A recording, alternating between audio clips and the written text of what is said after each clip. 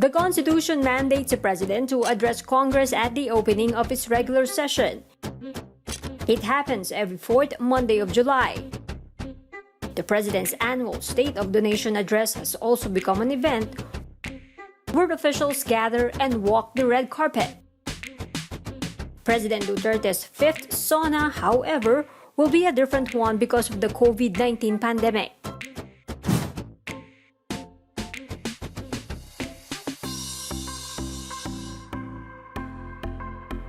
Malacanang says there will no longer be a fashion show.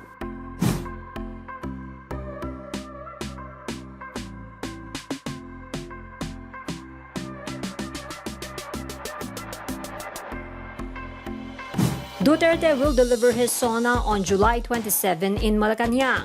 Only 50 people will watch his SONA from the palace.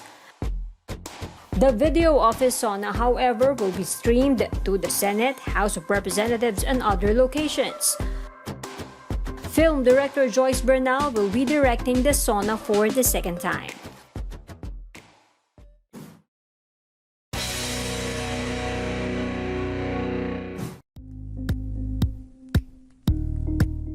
Thank you for watching Politico TV. Please like and subscribe to our channel for more videos.